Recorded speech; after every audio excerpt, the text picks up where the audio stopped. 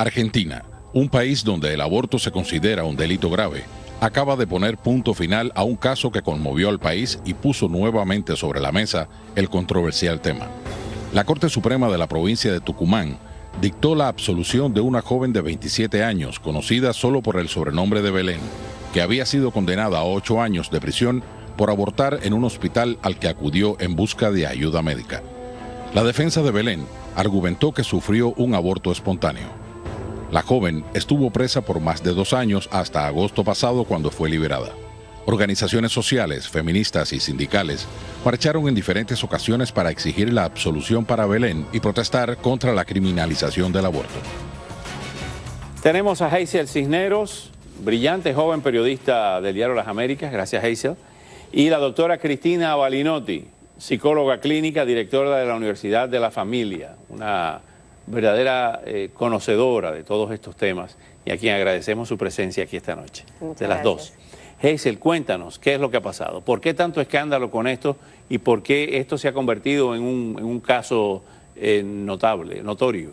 Bueno, porque están dos partes, quienes están a favor del aborto y quienes están en contra. Entonces, los activistas a favor de la libertad de la mujer que decida sobre su reproducción están pidiendo, o sea, ya no se puede volver atrás este tiempo que Belén, como le llaman, estuvo presa, pero están pidiendo que la sociedad acepte que la mujer es dueña de su cuerpo, que puede hacer con él lo que mejor crea en las condiciones. Entonces, quienes están en contra, pues nada, persiguen que en Argentina se siga esto criminalizando el aborto. Entonces hay toda esta polémica porque la sociedad está dividida. Y entonces aquí nos preguntamos hasta qué punto la moral puede decidir sobre este asunto tan importante. Doctora Balinotti, aquí hay un problema, un nudo gordiano que aparenta no tener solución y es planetario. En el caso de Argentina, evidentemente un país mayoritariamente católico, Sí. donde la Iglesia Católica, el Papa, ha dicho, la vida comienza con la concepción.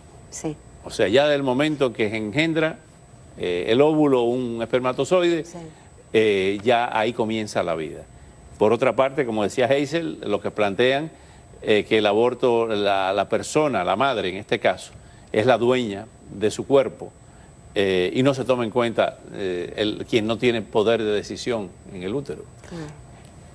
¿Cómo se ha planteado esto en Argentina y por qué ha estado esto no sacado de proporción, pero de una forma escandalosa este tema? Bueno, porque en Argentina hay una cosmovisión todavía bastante primitiva y hay condenas morales muy habituales. Es una sociedad que, bueno, tiene en común con muchas otras sociedades, que es del etiquetaje. Vamos a etiquetar a una persona porque llegó pobre, porque llegó sin la pareja, ¿verdad? Porque no tiene recursos simbólicos, además de recursos económicos. ¿Qué es esto? Que no sabe que es una persona, un sujeto de derecho y que no sabe hacer valer sus derechos. Entonces, es muy común en casos en que se vulnera justamente la libertad de una persona. Y en este caso, en un caso plagado de irregularidades, de violación del secreto entre el médico y el paciente, muchas cosas muy graves. Pero algo de cierto hay con respecto al aborto en cuanto al impacto en la mujer, ¿verdad? Porque tú sabes que existe en casi todas las mujeres, ya sea que aborten espontáneamente o provocadamente, existe lo que se llama el síndrome de estrés post-aborto, y esto es algo que está considerado en el DSM-5, ¿verdad? La Biblia de los psiquiatras y los psicólogos, ¿no? Y hay una serie de impactos emocionales muy, muy grandes, que en este caso particular se pueden llegar a agudizar muchísimo. Hay 7 países en Latinoamérica donde está prohibido el aborto, hay otros donde es legal totalmente, por ejemplo, Puerto Rico y Cuba. Cuba quizás es el país donde más abortos se practican en toda Latinoamérica y eso no aparece en las estadísticas de salud pública. Las estadísticas de salud pública implicarían también que se publiquen los abortos que hay y los niveles de alcoholismo. Es que en Cuba lo que pasa es que las personas utilizan el aborto como una medida anticonceptiva, no es como, ¿sabes? Es lo que sucede. Por eso es que no estamos en las estadísticas y quizás porque hay que cuidar la imagen esa de la que tanto se habla en Cuba. De la salud pública. Exactamente. Ahora, ¿es el aborto un crimen contra el feto? En realidad es una supresión de la vida, sin duda, porque un aborto no es ir a sacarse una muela. Entonces hay un montón de cosas que están presentes. La vida, en realidad, la mujer es dueña de su cuerpo y puede decidir, por ejemplo, ante una enfermedad, bueno, no hago el tratamiento, me dejo morir. Pero ya decidir sobre la vida de otra persona, de otro ser que está dentro de uno, eso está en cuestión todavía.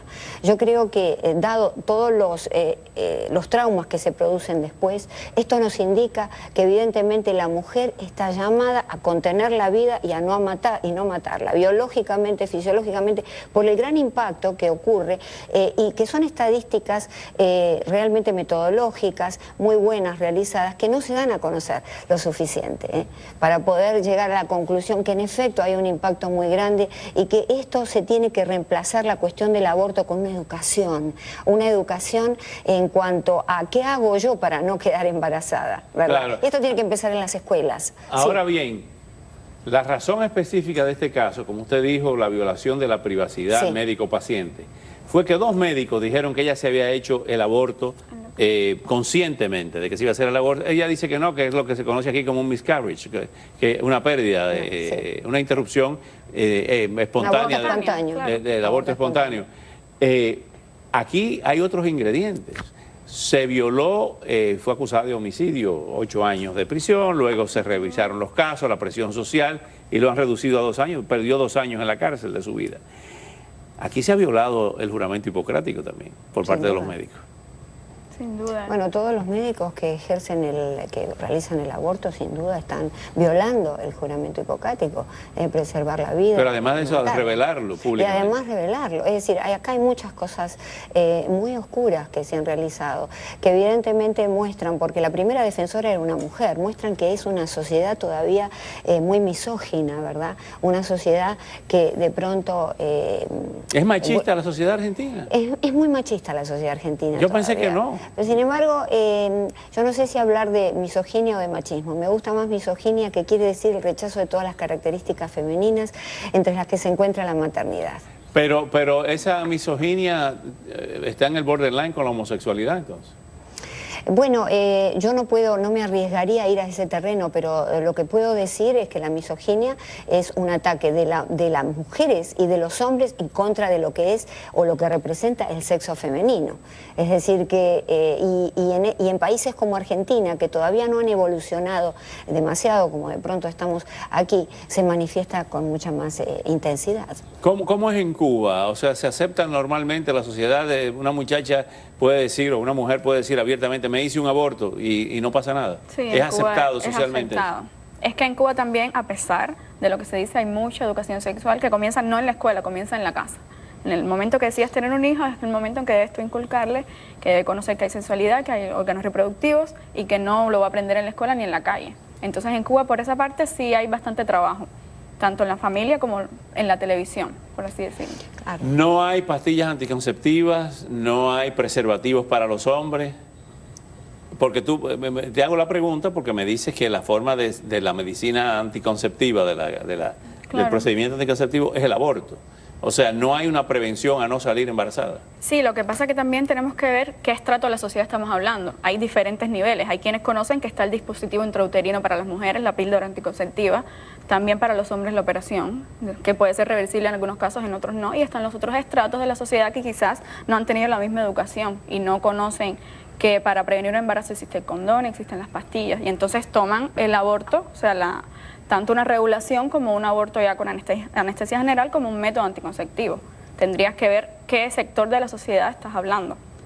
Por ejemplo, la Iglesia ha planteado en el caso, la Iglesia Católica, en el caso de violaciones, Sí. entonces ya eso es otra cosa. Bueno, Argentina se acoge a la Organización Mundial de la Salud en el sentido de que realmente hay casos en que se justifica el aborto, ¿no? Las violaciones, el atentado a la salud de la madre, a la salud del feto. Hay muchas otras cosas, también cuadros que contemplan el aborto. En Chile es rigurosísimo eso, inclusive Pinochet reforzó esa Sí. ley que en cualquier estadio del embarazo no se puede hacer aborto. Claro, lo que sucede es que es controversial, ¿no es cierto? Yo creo que el ser humano comienza con la gastrulación, ya cuando esa mórula, gástrula se va transformando lentamente, se va dividiendo.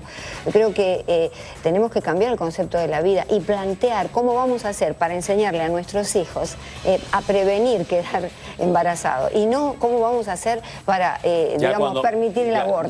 Yo creo que eso es un error. Gracias, doctora Balinotti, siempre es apreciada su presencia aquí. Gracias. Gracias a Hazel Cisneros, como ya dijimos, una joven periodista joven, pero muy inteligente. Síganos en las redes sociales de Mega TV. Siempre con usted, con toda la información y el análisis.